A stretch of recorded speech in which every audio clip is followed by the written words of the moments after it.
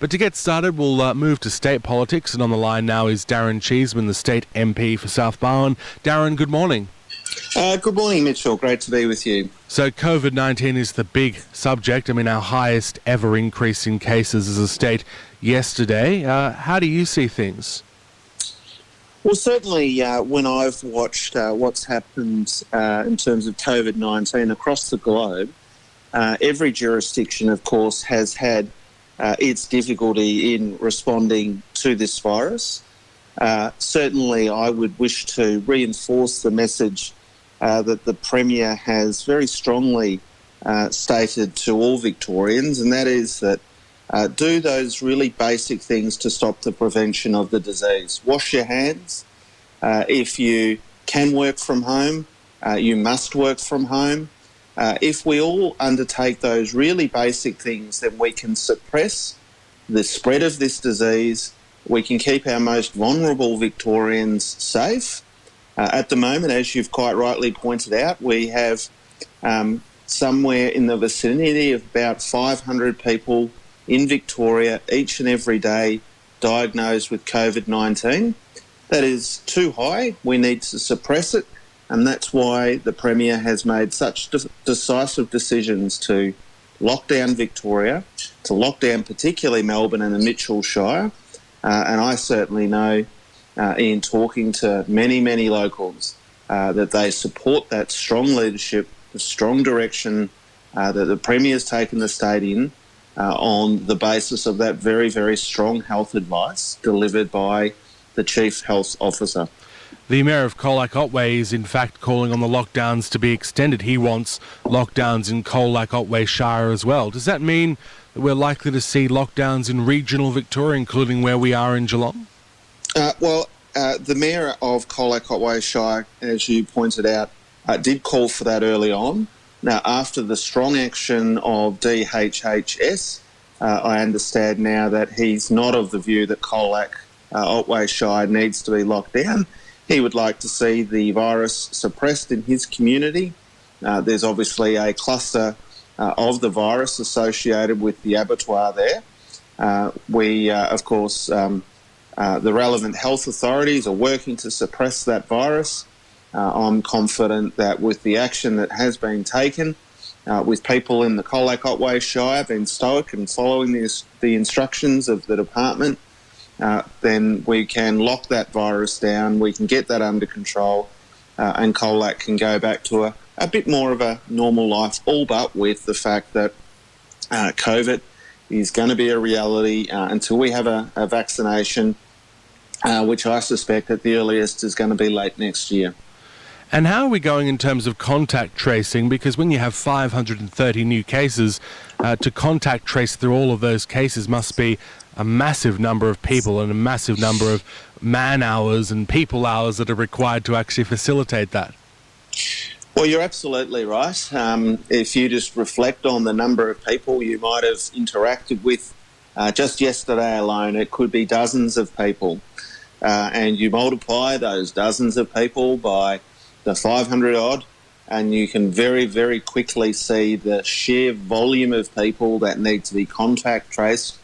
That takes a huge amount of effort, and there's a lot of people working very hard to make sure that that's done as quickly, as thoroughly as what is humanly possible, with the idea of capturing those that have the virus, that are unaware of it, contact tracing them, testing them, and if required, asking them to remain in isolation so that the virus doesn't spread from them to their contacts, to their loved ones, to those that live in their households. And it's vital work, it's important work, and we've got literally thousands of people working on it. And the more we can suppress the spread of this virus, then the easier that important work will be. Should people in aged care be nervous? It does sound like that is a particular hotspot with this virus. What we've seen globally, and indeed certainly across Australia, is there are a number of more vulnerable settings that we have in our community and indeed globally. Singapore had very, very similar numbers to what we experience. Unfortunately, it got into some of their migrant hostels and spread in that vulnerable setting like wildfire.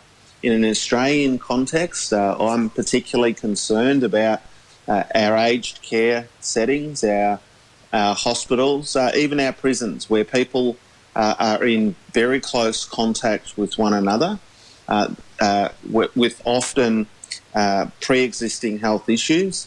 That means that there is a rife opportunity for a virus of this nature to spread rapidly.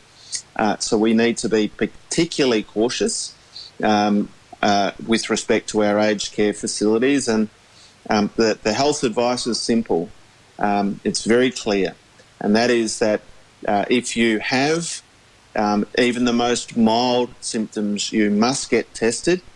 And I would urge people that if you need to get tested, then you need to isolate until such time as those results are back, because the last thing I would be wanting those individuals to do is to go and visit Pa or Nana and to spread the virus to them and potentially not only kill their Pa or Nana, but others in that aged care setting.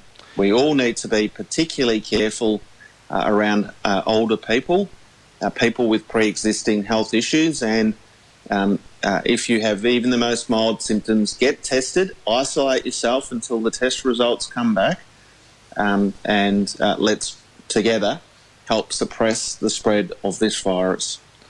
Well, very interesting times ahead. We'll see how this plays out. But, of course, one of the big concerns that we've had down on the Surf Coast is people from Melbourne going through the checkpoints and making it down to the Surf Coast. How widespread is that issue? Because I believe there are a number of high-profile cases, like someone that wanted to come down, I think, from Strathmore to Torquay to go surfing. Is that a widespread issue? Well, certainly 2 Friday nights ago, I had been in Geelong doing some personal tasks that needed to be done. I got checkpointed and my driver's licence inspected on my way back into Torquay, where I live. So the police are active, they're out there, they're making sure that that people aren't travelling to our holiday destinations that are from metropolitan Melbourne or the Metro Shire. I know that the police have checkpoints on the way out of Melbourne. I think predominantly the majority of Victorians are doing the right thing. I welcome that. I certainly know that, on a beautiful weekend that we've just had in getting around Torquay, I predominantly only saw locals, and that's a pleasing thing. I know Torquay locals. They love their part of the world. They love the Surf Coast.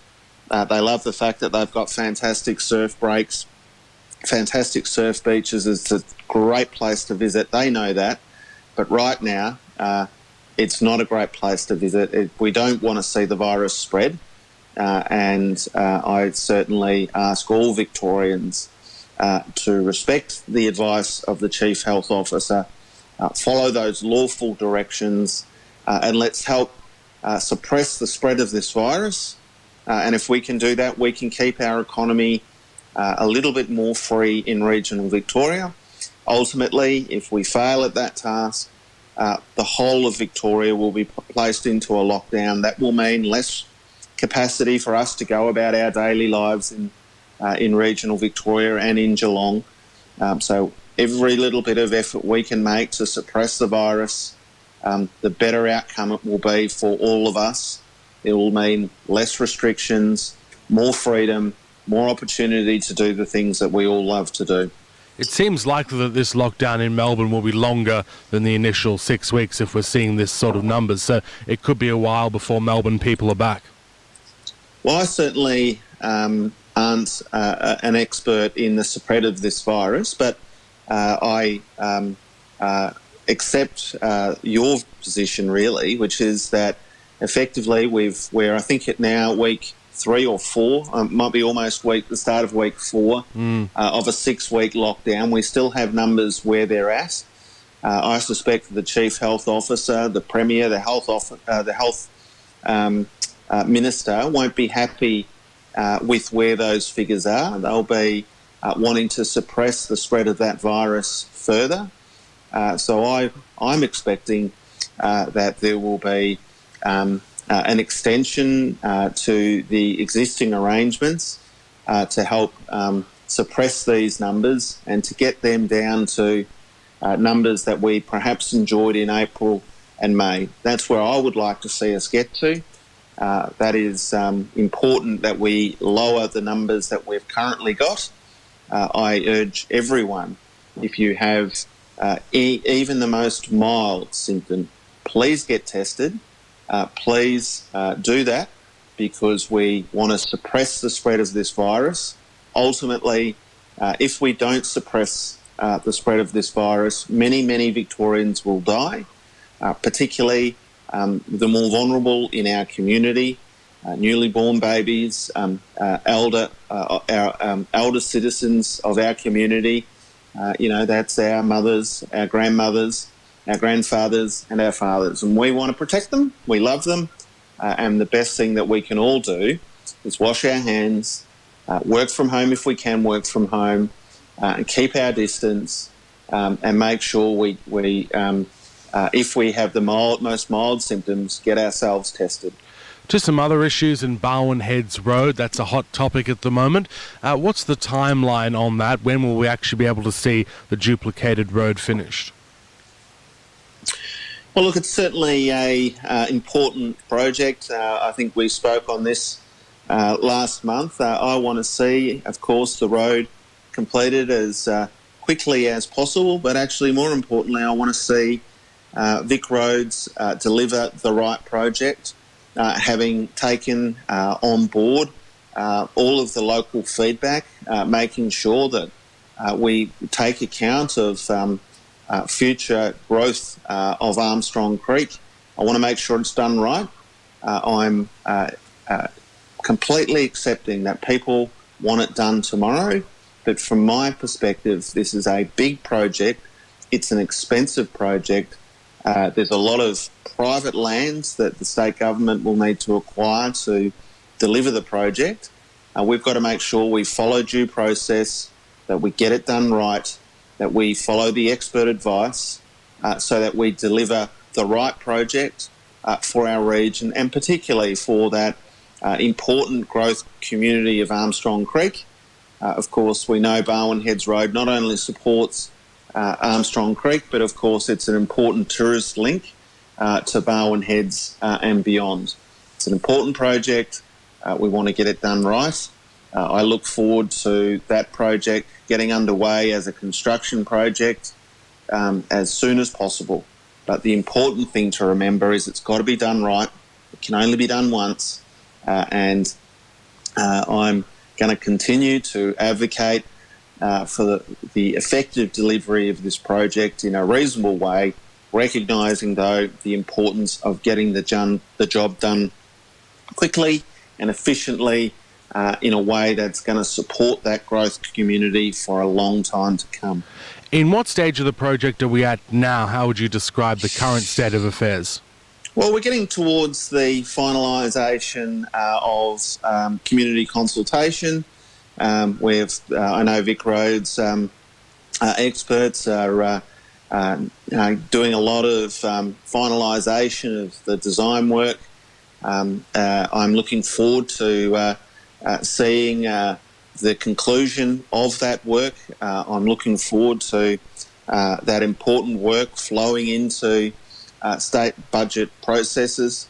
I'm looking forward to tender documents being drawn up and us going to the market to seek construction companies locally to build it.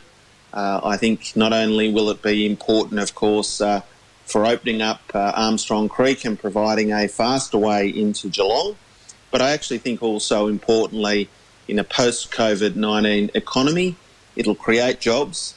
It will be an economic stimulus measure of its own right, and that will be important for our economy recovering from COVID-19.